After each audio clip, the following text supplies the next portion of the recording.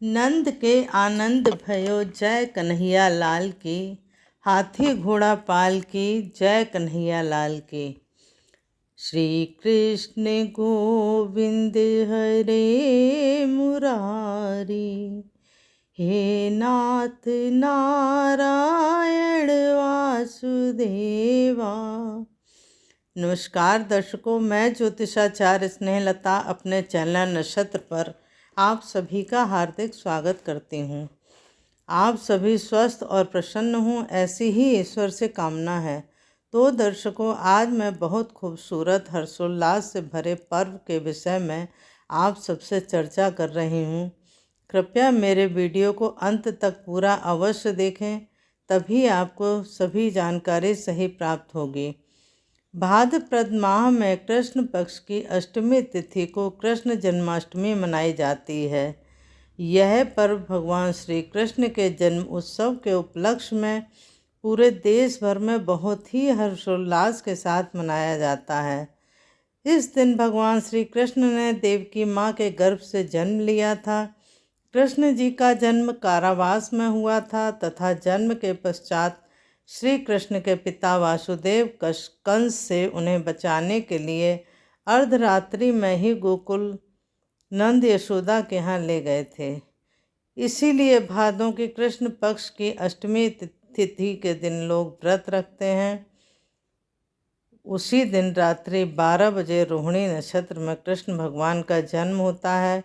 उनके जन्म के समय अधिकतर घरों में कृष्ण जी का जन्म खीरे में कराकर उन्हें पंचामृत से स्नान आदि कराकर नए वस्त्र पहनाते हैं, उनका श्रृंगार करते हैं। उसके पश्चात उनकी आरती करके पंजीरी, मेवे, पाग, माखन, मिश्री का भोग लगाते हैं। स्वयं भी उस भोग को प्रसाद रूप में ग्रहण करते हैं। तत्पश्चात व्रत का पारण करते हैं। इस दिन भगवान श्री कृष्ण के बाल स्वरूप की पूजा की जाती है। ऐसी मान्यता है कि ऐसा करने से भगवान श्री कृष्ण सभी के मन की मुरादें पूरी करते हैं, शीघ्र ही पूर्ण करते हैं। जिन महिलाओं को संतान की कामना होती है वह भी इस व्रत को करती हैं। कृष्ण के जन्म के पश्चात उन्हें झूले में बैठाकर झूला भी झुलाया जाता है। तो आइए दर्शकों, जानते हैं जन्माष्टमी कब प्रारंभ होकर कब समाप्त होगी तथा क्या है पूजा का मुहूर्त और क्या है पूजा की विधि। तो दर्शकों, पंचांग के अनुसार कृष्ण पक्ष की अष्टमी तिथि का प्रारंभ 6 सितंबर 2023 को दोपहर 3:37 से हो रहा है तथा समापन 7 सितंबर 2023 शाम 4:14 पर होगा। क्योंकि कृष्ण जन्माष्टमी की पूजा मध्य रात्रि में ही की जाती है, इसलिए इस वर्ष भगवान श्री कृष्ण का जन्मोत्सव 6 सितंबर बुधवार को ही मनाया जाएगा। 7 सितंबर को मध्य रात्रि में अष्टमी तिथि नहीं रहेगी। इस वर्ष भगवान श्री कृष्ण का ये जन्मोत्सव 5250वां जन्मोत्सव होगा। तो आइए दर्शकों, अब हम जानते हैं श्री कृष्ण जी की पूजा का शुभ मुहूर्त। 6 सितंबर 2023 दिन बुधवार को रात्रि 11:57 से 12:42 के मध्य में भगवान कृष्ण की अष्टमी की पूजा की जाएगी। कान्हा जी का जन्म मध्य रात्रि रोहिणी नक्षत्र में हुआ था, अतः 6 सितंबर को रोहिणी नक्षत्र का प्रारंभ प्रातः 9:20 से हो रहा है। अगले दिन 7 सितंबर को सुबह 10:25 पर इसका समापन होगा।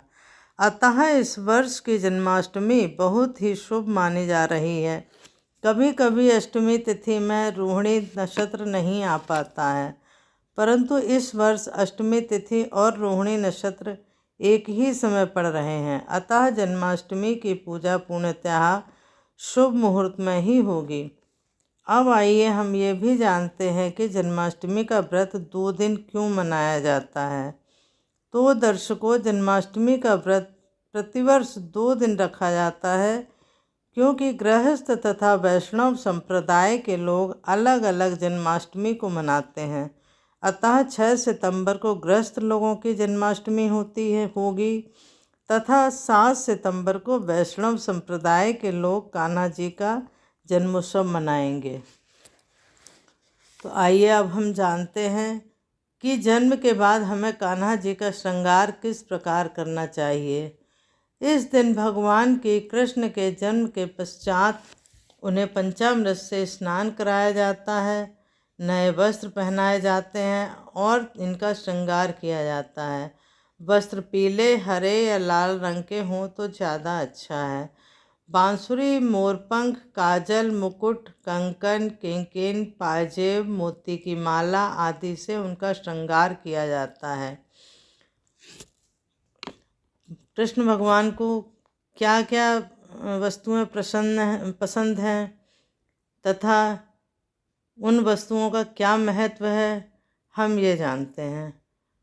बांसुरी, कान्हा को बांसुरी अति प्रिय है। इसके बिना कान्हा का श्रृंगार अधूरा माना जाता है। अतः इस दिन एक छोटी सी बांसुरी कृष्ण जी के हाथों में अवश्य लाकर सजाएं। मोर मुकुट, मोर मुकुट भी कान्हा जी को अति प्रिय है। अतः उन्हें एक मोर पंख का मुकुट अवश्य पहनाएं। ऐसा करने से कान्हा अति प्रसन्न होते हैं और अपने भक्त की मनोकामनाएं पूर्ण करते हैं। माला, जन्माष्टमी पर कान्हा को हो सके तो वैजयंती के मोती की माला या फिर साधारण मोती की माला अवश्य पहनाएं। पीले लाल फूलों से बनी माला भी पहना सकते हैं।